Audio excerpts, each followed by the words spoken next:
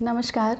एक बार फिर से आप सबका स्वागत है। मुझे उम्मीद है कि आपने लैडर ऑफ सक्सेस का फर्स्ट स्टेप कंप्लीट कर लिया होगा और आज हम दूसरे स्टेप की तरफ बढ़ेंगे और दूसरे स्टेप का नाम है to discover a compelling purpose.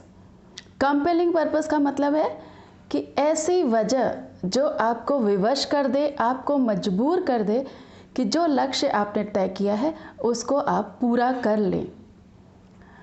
इसको थोड़ा सा और एक्सप्लेन करने के लिए मैं सबसे पहले अपनी ही लाइफ का एक इंसिडेंट आपसे शेयर करना चाहती हूँ। मैंने 2002 में एमएड कंप्लीट किया, उसके बाद मैंने पीएचडी की। पीएचडी करने के बाद मुझे जॉब मिल गई, तो आई स्टार्टेड अ जॉब।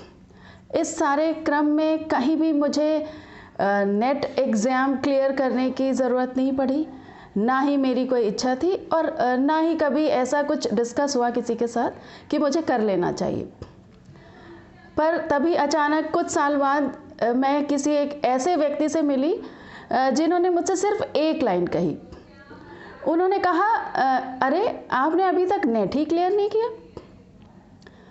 उनकी बात सुनकर मुझे ऐसा लगा कि मेरी जितनी भी क्वालिफ़िकेशंस हैं, मेरा जितना भी एक्सपीरियंस है, वो सारा व्यर्थ हो गया।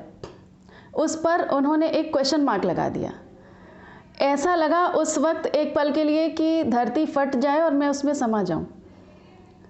इतनी तकलीफ़ हुई, इतना दर्द हुआ और तभी मैंने डिसाइड किया कि मुझे नेट क्लियर करना है। अब deciding a goal is very different from achieving a goal. MEd किए हुए मुझे 13 साल हो चुके थे और इन 13 सालों में एमएड का सिलेबस भी चेंज हो चुका था और एमएड से मेरा दूर दूर से कोई भी वास्ता नहीं रह गया था। हालांकि मैंने बीएड की क्लासेस ज़रूर ली थी। तो अब होता क्या है कि जब हम एक गोल डिसाइड करते हैं तो उसके साथ ही हम बहुत सारे और रीज़न्स ढूंढने लग जाते हैं कि हम ये गोल क्यों नहीं अचीव कर पाएंगे। तो इन्हीं सब बातों के साथ ये बातें भी आई मेरे दिमाग में कि मैं कैसे करूँगी, नया सिलेबस है। और दूसरी बात ये भी है कि 24 घंटे होते हैं दिन में, वो सबके पास होते हैं। सबकी तरह मेरे पास भी 24 ही घंटे थे। मेरे पास भी वही प्रोफेशनल, वही पर्सनल रिस्पॉन्सिबिलिटीज़ थी। उसी तरह की जो औरों के पास प्रॉब्लम्स होती हैं, उसी तरह के ऑब्स्टेकल्स मेरे पास भी थे। Question is how to overcome those obstacles. कैसे करूं? और इसी सब में एक सबसे इम्पॉर्टेंट बात ये भी थी कि मुझे नेट के सर्टिफिकेट की कोई आवश्यकता ही नहीं थी उस वक्त, क्योंकि मुझे टीचिंग जॉब आगे करनी ही नहीं थी। लेकिन सवाल जो सबसे ऊपर लगाया गया था मेरे ऊपर कि आपकी क्वालिफिकेशंस का कोई मतलब नहीं है जब तक आपने नेट नहीं क्लियर किया, उस क्वेश्चन मार्क का जवाब देना था मुझे। हालांकि मेरे फ्रेंड्स ने भी मुझे समझाया कि नहीं, कोई ज़रूरत नहीं है इतनी टेंशन लेने की, इतना स्ट्रेस लेने की, नहीं भी करोगी क्लियर तो कोई मतलब नहीं है उसका, इस बात को भूल जाओ। लेकिन मुझे जो तकलीफ़ हुई थी, मुझे अचीव करना था अपने गोल को। और मैंने तय किया कि मैंने ऑलरेडी इतना टाइम वेस्ट कर दिया है और मैंने फॉर्म फिल कर ही दिया था। और फरवरी में और मार्च के बाद से मेरे पास 4 महीने थे। मुझे जून में एग्ज़ाम देना था। मेरा काफ़ी समय वेस्ट हो चुका था, मई आ गया था। And finally I decided to take the exam. I worked hard for it and ultimately I cleared the NET exam. I got the certificate.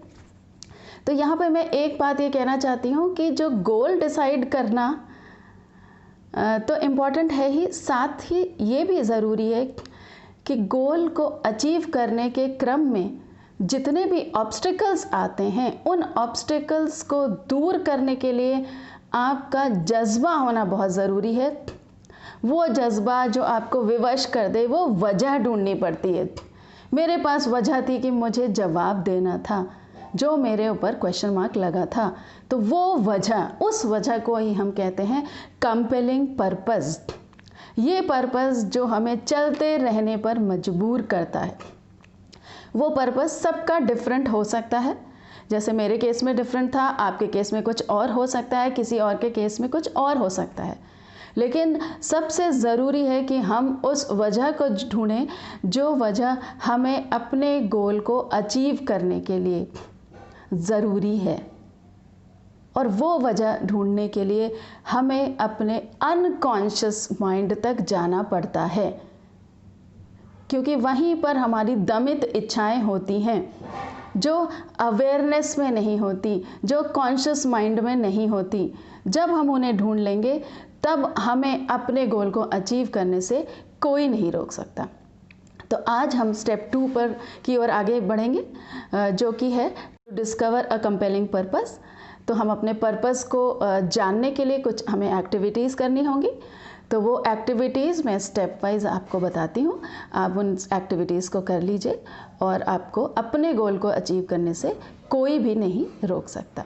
सबसे पहला सवाल जो हमें अपने आप से पूछना है वो ये है कि हम अपना लक्ष्य हासिल कर लेंगे तो उससे हमें मिलेगा क्या? What will you get by achieving your goal? अपना गोल अचीव करके आपको ऐसा क्या मिल जाएगा जो आपको सेंस ऑफ अचीवमेंट देगा?